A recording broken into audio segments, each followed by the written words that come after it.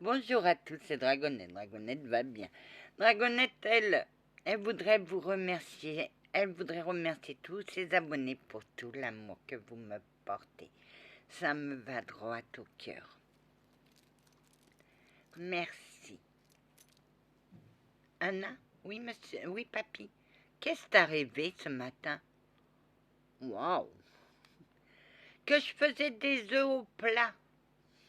6 œufs au plat dans une poêle. Oui, non, c'est pas la poêle que je balance à mes animaux quand ils vont trop loin. Une poêle avec 6 œufs. Et c'était des œufs au plat. Et dans une autre, je crois qu'elle était plus grosse ou je sais pas quoi. Il y avait. D'abord, c'était 2 œufs. Après, c'était 4, 8, 12. Et il y avait 14 œufs au plat qui étaient moelleux comme des petits gâteaux.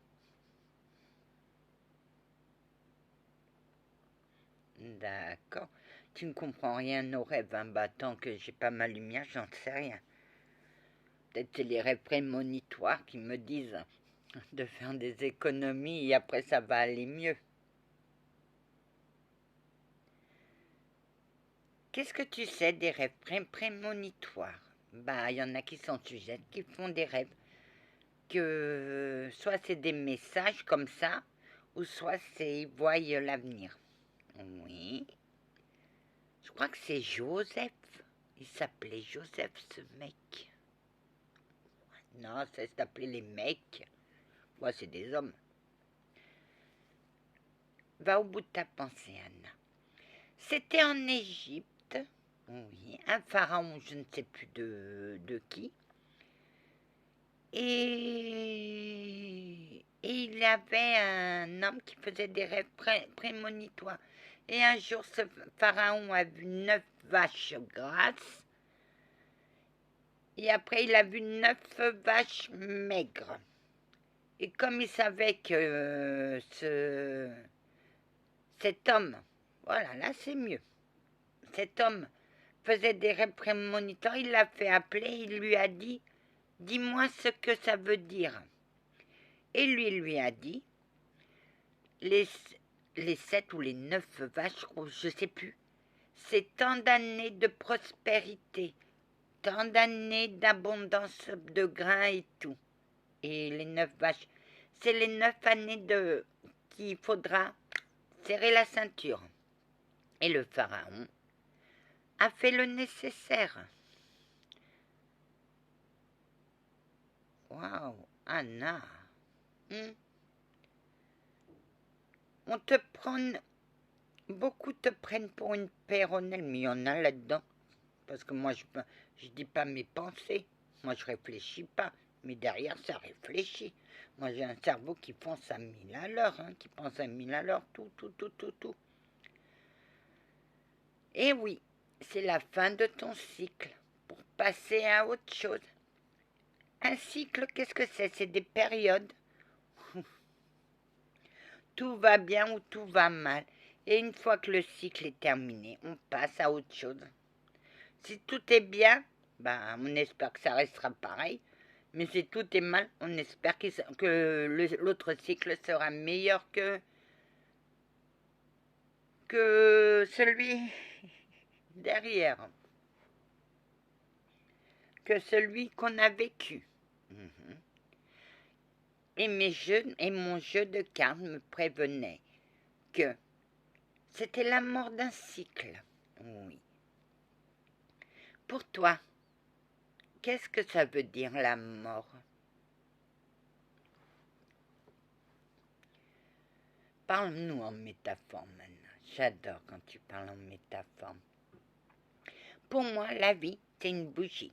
Soit elle est grande, soit elle est moyenne, ou soit elle est toute petite. C'est une flammèche. Au départ, c'est une flammèche. Dès la conception de l'enfant, c'est une flammèche qui ondule, qui bouge au gré des courants d'air. Un jour, la bougie s'éteint. et vous êtes mal. Vous êtes très très mal. Vous avez mal au ventre, alors vous allez voir, vous savez que vous êtes enceinte, vous allez voir, vous allez à l'hôpital parce que vous avez mal au ventre. Et là, un abruti d'interne dit à l'infirmière, mais il ne vous regarde pas, puisque l'infirmière a dit, il est encore là, fait non, elle l'a perdu. Et vous prenez ça dans la gueule. Je suis ressortie de la salle de consultation en pleurs. Parce que le jour où je l'ai perdu, je devais le déclarer. Ça m'a fait mal. Bon, je suis allée voir, j'ai recommencé. J'avais tous les symptômes d'une femme enceinte. L'échographie me disait que j'étais pas enceinte, mais les analyses de sang disaient que j'étais enceinte. Bon. Je vais voir mon gynéco d'urgence. On m'hospitalise puisque c'était dans une clinique. Et comme je connaissais une sage-femme depuis toute petite, mais elle me connaît sous le nom de Annie et non pas Anna, elle est venue me voir. Je suis allée, j'ai pleuré dans ses bras et elle m'a dit « Annie, il ne faut pas que tu restes là parce que j'ai une urgence qui va entrer. » Je fais « Madame, c'est moi l'urgence. » Elle fait « C'est toi. » Alors elle m'a expliqué que d'habitude, pour les femmes enceintes, c'est la maternité, ça touche la maternité. On m'a envoyé, elle m'a dit, pour les femmes qui font des fausses couches, on les met seules. Mais toi, je vais te mettre à côté d'une, parce que je te connais, et tu vas lui remonter le moral. Cette femme a perdu son enfant à 6 mois de grossesse. Elle a fait une hypertension, ça a tué son enfant. Et moi, j'ai commencé à plaisanter avec elle pour qu'elle oublie un peu le malheur. Et la sage-femme, parce que je connais ses enfants, elle me connaissait depuis l'âge de 10 ans, alors vous voyez. Et la sage-femme a dit, j'ai bien fait de la mettre à côté, parce que j'ai dit, viens, on va boire un café. On a été à la tirette, mais quand on est passé devant le bureau de la sage-femme, j'ai fait, madame, vous avez vu la nouvelle mode? C'était les blouses, parce que on avait le cul à l'air, ils étaient transparents. Elle fait, qu'est-ce que vous avez? On va boire un café. Et elle était heureuse, parce qu'elle savait. Elle m'a donné un cachet, elle fait, tiens, prends ça, parce que j'ai pas envie que tu déambules toute la nuit, je te connais, tu vas te poser 1000 questions, et comme ça, tu vas dormir. À minuit, je dormais pas encore.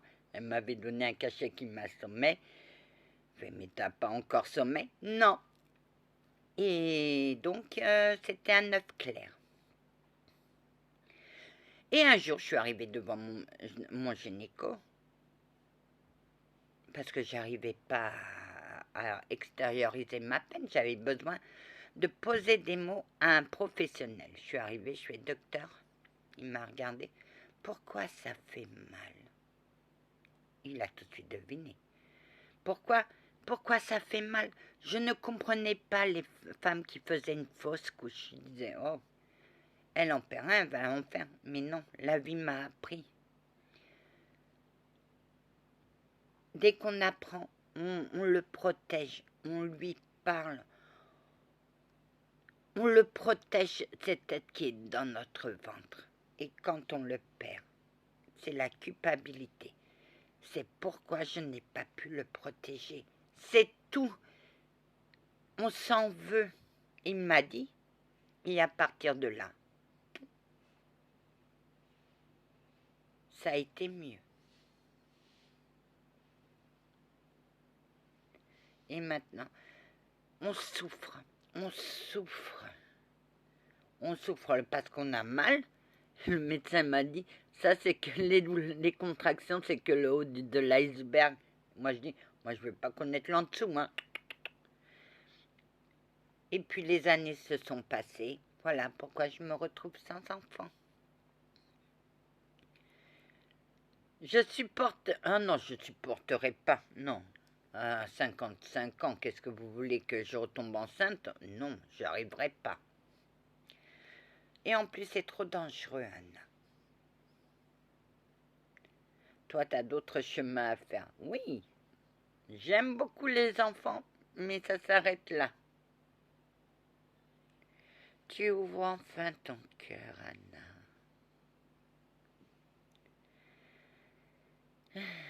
C'est vrai que je ne dévoile pas souvent mais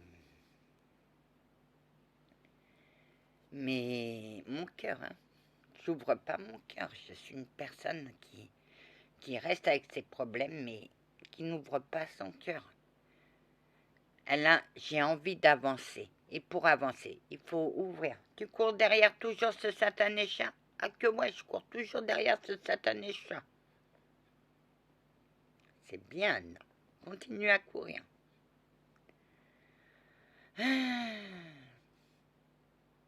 Monsieur l'archange, papy, oui.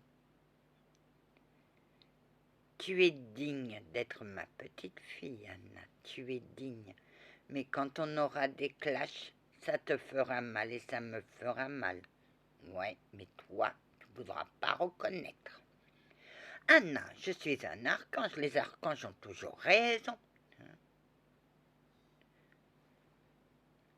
D'accord. Mais je sais que tu me diras. Et au fond de moi, je saurai que tu as raison et tu te battras pour tes raisons. Bah bien sûr, j'ai toujours fait. Regarde avec le Templier. Ah, ma gente dame. Ah ouais, mais vous m'avez balancé des pics et des vérités qui font mal. Tu crois que t'étais là pour tes vacances? Non, t'étais là pour te guérir. Il fallait que tu sortes tout ce que t'avais dans le cœur. Oui, et c'est pour ça que tu m'as... Oh, je peux vous garantir qu'elle me parlait sèchement. Et toi, comment tu me parlais? Sèchement aussi. C'est après, quand je t'ai vu avec les enfants de Lyon, que j'ai fait, on va rebaisser la pression et je vais l'écouter. Mais tu m'as étonnée. J'étais une écervelée? Oh que non, Anna. J'ai vu ton travail et ton chat qui est passeur d'âme pour enfants. Bah bien sûr, il est passeur d'âme pour enfants. J'ai besoin de lui pour récupérer les enfants. Et si vous croyez que moi je vais courir derrière les enfants, non. Lui il y arrive mieux que moi. Tu sais comment il travaille? Oui. Il s'assoit et il miaule un grand miaulement. Il n'y a que les enfants qui l'entendent. Et les enfants sont attirés par ce miaulement. Et il s'en va, tout fier. Il fait quelques petites caresses aux enfants. Et après, allons-y. Eh oui. Mais t'as eu vraiment peur, hein, moi, pour ces camps-là. Et tu emmènerais ton cheval là-dedans? Que non, ça a une bonne protection. Ah, alors imagine-moi. Moi, qui pensais que mon chatounet était perdu. J'étais folle, parce que c'est moi sa maman. Je l'ai élevé de petit et je l'ai conduit jusqu'au vétérinaire où il lui a donné la mort. C'est mon bébé. Il m'a aidé à remonter certaines pentes. Il m'a aidé et moi je lui ai donné mon amour. Je le protège. Un amour comme ça, je lui ai donné mon amour. Oui, Anna, en donnant ton amour, tu le protégeais aussi. Mais nous, on ne voyait pas ça comme ça, Anna. Bah non, mais c'est mon bébé. Il m'a aidé à surmonter la perte d'où j'étais, la perte de mon bébé et la perte de tout. Et à son contact, il m'a aidé à me relever.